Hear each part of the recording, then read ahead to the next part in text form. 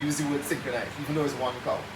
So that's where the terminology may not fit exactly, okay?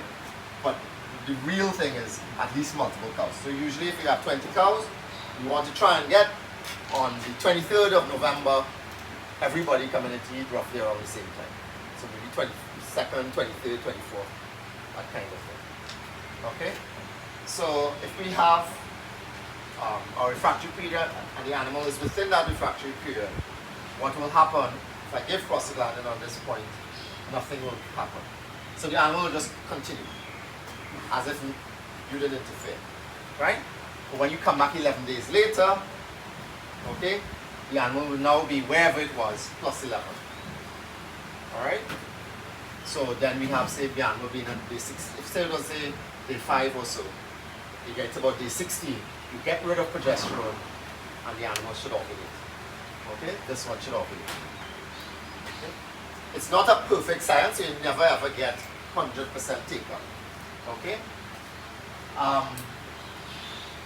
Now, if you were outside of the refractory period, and say you want about, this is how much you said last time, about day 7 or so, day 7, day 8, right? And you gave prostaglandin, you took away that progesterone, right? This animal should ovulate in about 3 days or so. Okay? So what that means is that if you come 11 days later, you've already utilized 3 days to get the animal back to 0. Yeah? So that means that when you come 11 days after the first injection, you're now about 11 minus 3 days into their second cycle, their new cycle that you almost stimulated. Okay? And similarly, if you go after luteolysis has already occurred at day 17, day 18, again, nothing happens. Okay? This animal will come into heat on her own. Okay? And she will take how many days to take. Now, if your synchronization protocol is just about getting the animals in heat, this animal will come into heat on its first injection, as will this one. Now, if you don't care and you're trying to save some money and not have to give a second prostaglandin injection, you could just serve these animals on night. They won't then be everybody lined up, but they'll have some cows will be here and some cows will be 12 days later, right?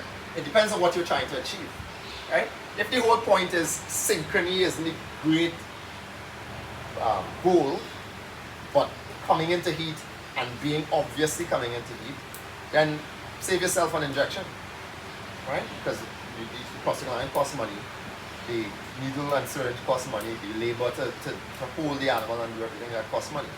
So you have to then decide what it is you want to transition. Okay?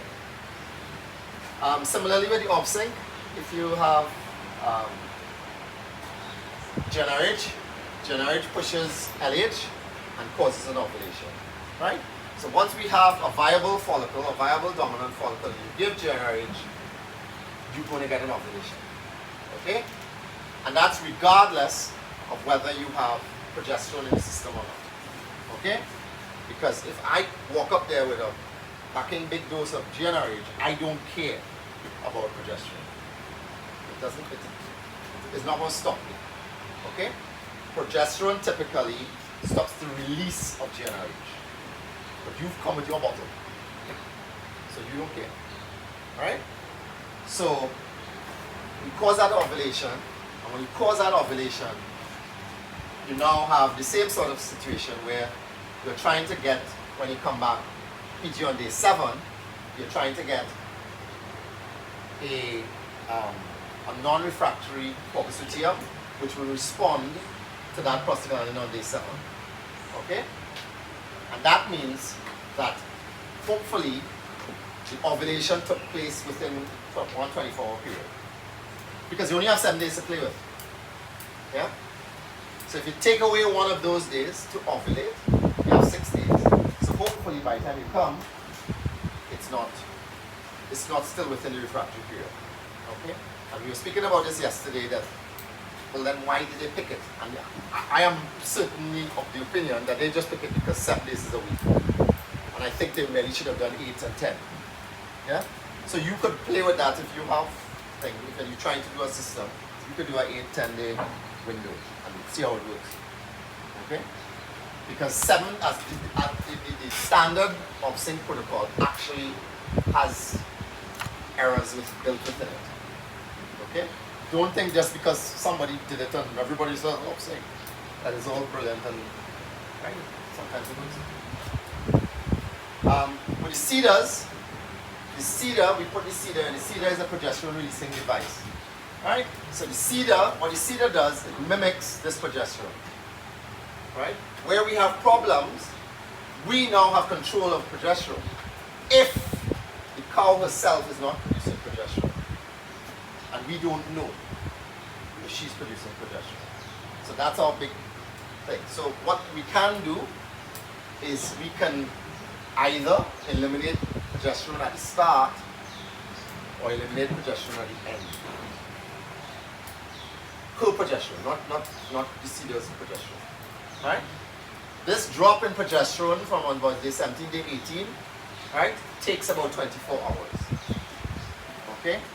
So essentially, prostaglandin, whereas you could take out a cedar in 5 seconds, prostaglandin is a lot slower. So it'll take 24 hours. So you have to marry the two. So in other words, in order to achieve basal concentrations at the same time, you have to give prostaglandin a day before you yank out the cedar. Yeah? Do you understand that? How long time before? 24 hours? 24 hours before. Oh. Yeah? So you yank out that cedar. Right? So you get a sudden drop off in progesterone. Oh. And this sudden drop off in progesterone says that's the hypothalamus go, let's push some GnRH. Yes. So it's almost like giving a GnRH injection. Okay? And I tend to like a 10 to 14 day window, and we were explaining yesterday that we do have some variability to play with, and a lot of it depends on when you want the cows to come and eat. Because after you do the yank, right, cow will come and eat probably about 3-4 days later. Okay? So you want to decide when you want that 3 to 4 days to fall. If you don't want it to fall on a weekend, or you don't want it to fall on a religious holiday or something like that, you can play with it a little bit. But you have to be viewing 2 weeks down the line. You can't just be viewing it here. You have to think, okay, well, I'm going to do this, I'm going to do this, I'm going to do this. And then on Thursday next week is likely when she's going to come into view. Alright? So, when we do ultrasound scanning, so ultrasound scanning is genital tract evaluation, which is manual palpation. It involves pregnancy diagnosis. Pregnancy diagnosis, obviously, the important thing about pregnancy diagnosis is us trying to identify as early as possible and as correctly as possible. Right? We don't want to be saying it's pregnant and then, well, we're not sure. Right? If you say it's pregnant, we think it's pregnant, right? I'm not saying that there won't be times when you go, I'm not sure, and you'll come back and check. Right? But you want to try and get it accurate. And with ultrasound, we can get it down to about 32 days or so. I see people going 26 days. I've seen things where if I see it, that it is pregnant, I can be confident it is pregnant. If I don't see it, I can't be confident it isn't pregnant. If you understand the difference. Yeah? So I have picked up maybe 26, 27 day pregnancies. But typically I'll pick up maybe a 32, 33 day pregnancy. Right? And the reason you have that push for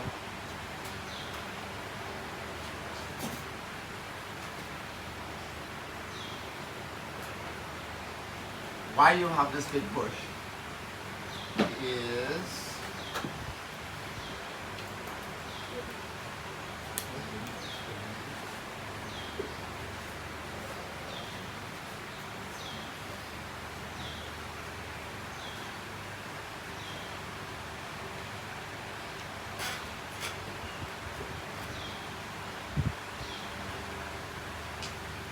this idea that we should have